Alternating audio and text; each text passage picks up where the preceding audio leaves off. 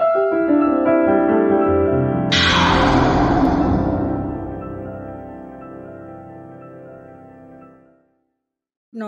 বন্ধুরা, মৌমানি রান্নাঘরে তোমাদেরকে অনেক অনেক স্বাগত। তোমরা সবাই কেমন আছো? আমিও ভালো আছি। আর এখানে করব বাটা মাছের সর্ষে বাটা। দেখো মাছের লবণ হলুদ মাখিয়ে নিয়েছি, আর সর্ষেতে কাঁচা লঙ্কা একটু লবণ দিয়ে মেখে রেখেছি। কড়াইয়ে তেল গরমও হয়ে গেছে, মাছগুলো আমি ভেজে নিব উল্টে পাল্টে। মাছ কিন্তু একটু কম তেলে ভাজলে আমার ভালো লাগে না, তার জন্য আমি একটু কড়াইয়ে তেল বেশি দিয়েছি। প্রয়োজনে তেলটা কমিয়ে রান্না করব, কারণ কম তেলে মাছ ভাজলে মাছের ভেতরে মাছ ভাজা যায় না, মাছটা কিন্তু কাঁচা কাঁচা টাইপের থেকে যায়। এটা আমার মনে হয়, আমি এখনও জানি না, বলতে পারছি না সবার মতামত কী। এটা আমার মতে মনে হয়। কারণ তো মাছগুলো এখানে আমার লাল লাল করে ভাজা হয়ে গেছে দেখো। এবার আমি মাছগুলো তুলে নিব, একটা থালাতে তুলে নিয়েছি মাছগুলো।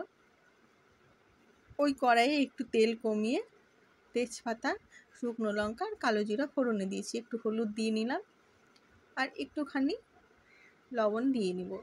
যেহেতু আমার সর্ষেতে জলটাও দিয়ে দিলাম আমি, জলটা ফুটে উঠলে আমি মাছগুলো দিয়ে দেবো।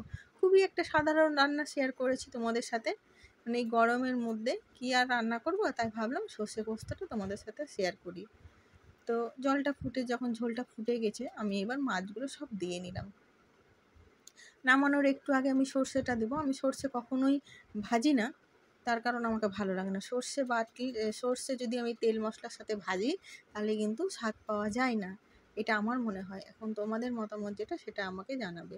কয়েকটা কাঁচা লঙ্কাও দিয়ে দিলাম। এবার আমি ঝোলটা একটু কমে আসার অপেক্ষায় থাকবো। তো খুব ভালো মতন ঝোলটা আমার ফুটে গেছে দেখো।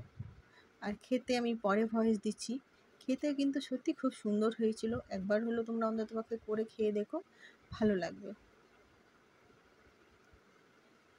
আমি কিন্তু অনেকটা কম তেলেই রান্না করার চেষ্টা করেছি, কিন্তু মাছগুলো আমি একটু বেশি তেলে ভেজেছি, কারণ কম তেলে মাছ ভাজলে আমাদের বাড়িতে কেউ খাবে না, তার জন্য। তো রান্নাটা আমার দেখো কমপ্লিট হয়ে গেছে, আমি এবার থালাতে ঢেলে নিয়েছি।